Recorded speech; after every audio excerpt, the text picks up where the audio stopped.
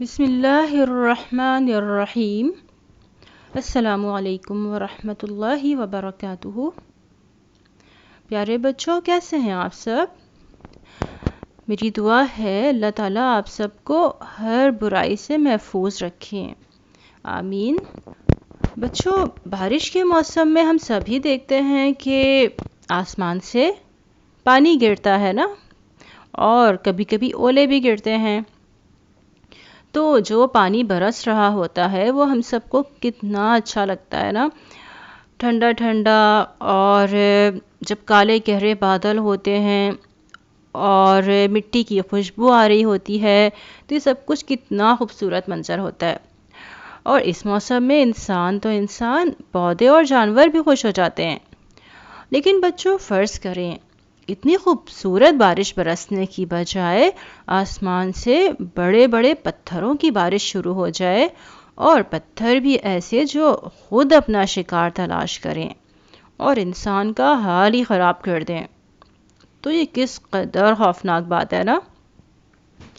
تو آج جو میں واقعہ آپ کو سنانے جا رہی ہوں وہ ایسی ہی ایک پتھروں کی بارش کا واقعہ ہے، اور یہ بارش ایک قوم کے بہت ہی بڑے اور بہت ہی برے گناہ کے نتیجے میں ان لوگوں پر برسائی گئی تھی۔ اور بچوں، اس کا ذکر ہمیں قرآن مجید میں بھی ملتا ہے۔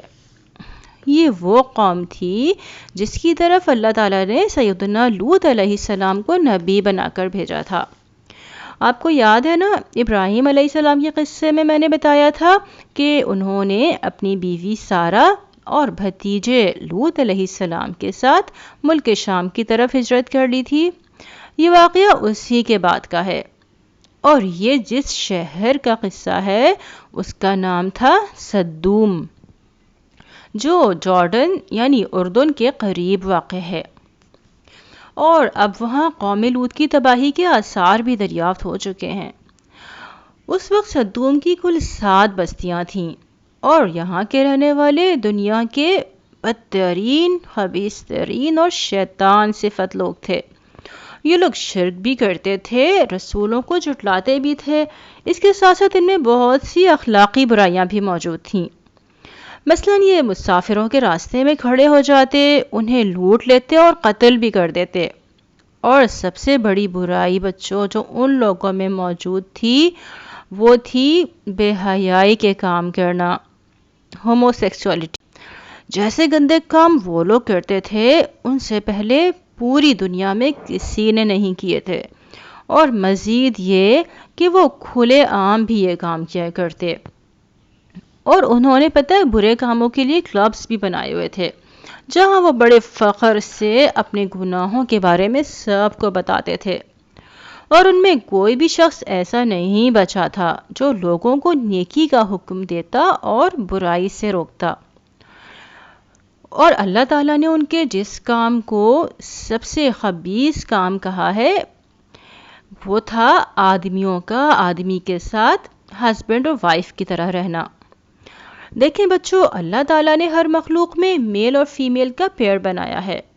جانوروں اور پودوں تک میں میل اور فیمیل کا پیئر بنتا ہے، کیونکہ یہ اللہ تعالیٰ کی حکمت اور اس کی مرضی ہے۔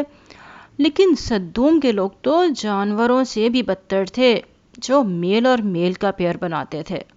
اور بہت ہی افسوس کی بات یہ ہے کہ آج کے انسان سدوم کے لوگوں سے بھی آگے بڑھ گئے ہیں کہ فیمیل کا فیمیل سے بھی پیئر بنانے لگے ہیں۔ ایسے گندے کام کو اللہ تعالیٰ نے حرام قرار دیا ہے، اور ایسے لوگوں کے لیے اسلام میں موت کی سزا رکھی گئی ہے، اور مرنے کے بعد بھی وہ ہمیشہ اپنے ساتھی شیطان کے ساتھ جہنم میں جلیں گے۔ بچوں، اللہ تعالیٰ نے تو ہمارے لیے بہت ہی پیارا فیملی سسٹم رکھا ہے نا۔ ہم سب کی ایک امی اور ایک ابو ہوتے ہیں جو نکاح کرنے کے، شادی کرنے کے بعد ہی ایک کپل بنتے اور ایک دوسرے کے ساتھ رہ سکتے ہیں۔ یہی حلال ریلیشن شپ ہے۔ اور پھر وہ ہمارے پیارے پیارے پیرنٹس بنتے ہیں۔ پھر ہمارے اور بھی بہن بھائی ہوتے ہیں، اور ہم سب ہی آپس میں اتنی محبت کرتے ہیں کہ ایک دوسرے کے بغیر رہنا بھی مشکل ہوتا ہے۔ اور یہ پیار اور محبت دراصل اللہ تعالیٰ کی طرف سے ہمارے دلوں میں ڈالا جاتا ہے، کیونکہ اللہ تعالیٰ پاکیزہ لوگوں کو پسند کرتے ہیں جو اسلامی طریقے کے مطابق اپنی زندگی گزارتے ہیں، اور نیک اور پاکیزہ لوگوں کے لیے ہی اللہ تعالیٰ نے ہمیشہ کی جنتیں تیار کر کے رکھی ہوئی ہیں۔ لیکن بچوں، سدوم کے لوگ دنیا کے ناپاک ترین لوگ تھے۔ اللہ تعالیٰ چاہتے تو اس کبیرہ گناہ کے نتیجے میں ان پر فوراً عذاب بھیج دیتے، لیکن اللہ تعالیٰ بہت مہربان ہیں، الرحمن الرحیم ہیں۔ وہ لوگوں کو مہلت دیتے ہیں، انہیں ٹائم دیتے ہیں کہ شاید یہ لوگ نیک راستے پر آ جائیں اور جہنم سے بچ جائیں، اور اس وقت تک اپنا عذاب نہیں بھیجتے جب تک ان کی طرف اپنا کوئی رسول نہ بھیج دیں جو انہیں سیدھے راستے کی طرف بلائے، اللہ کے عذاب سے ڈرائے اور ان کو ان کی گناہوں اور خرابیوں سے روکے۔ تو اللہ تعالیٰ نے اپنی یہ سنت پوری کی۔ سدوم کے لوگوں کے گناہ انتہا کو پہنچ گئے تو اللہ تعالیٰ نے سیدنا لوط علیہ السلام کو ان کی طرف اپنا رسول بنا کر بھیجا، جو نہایت پاک صاف اور سچے انسان تھے، اعلیٰ اخلاق کے مالک تھے۔ انہوں نے اپنی قوم کو ایک اللہ کی طرف بلایا، انہیں حرام کاموں سے باز آنے کے لیے کہا، صبح شام انہیں اللہ کے عذاب سے ڈراتے رہے، لیکن ان خراب لوگوں نے ان کی ایک بات نہ مانی۔ سورۃ النمل آیت نمبر 54 اور 55 یعنی 54 اور 55 میں اللہ تعالیٰ فرماتے ہیں، وَلُوطًا إِذْ قَالَ لِقَوْمِهِ أَتَأْتُونَ الْفَاحِشَةَ وَأَنْتُمْ تُبْصِرُونَ أَإِنَّكُمْ لَتَأْتُونَ الرِّجَالَ شَهْوَةً مِّن دُونِ النِّسَاءِ بل انتم قوم تجہلون۔ اس کا ترجمہ ہے، اور لوط علیہ السلام کو ہم نے بھیجا، یاد کرو وہ وقت جب اس نے اپنی قوم سے کہا، کیا تم آنکھوں دیکھے بدکاری کرتے ہو؟ کیا تمہارا یہی طریقہ ہے کہ عورتوں کو چھوڑ کر مردوں کے پاس شہوت رانی کے لیے جاتے ہو؟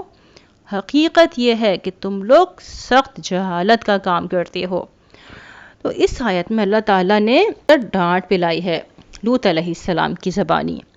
تو یہ بات سن کر وہ لوگ لوط علیہ السلام کے دشمن بن گئے، ان کا مذاق بھی اڑایا، ان کو پاگل دیوانہ بھی کہا۔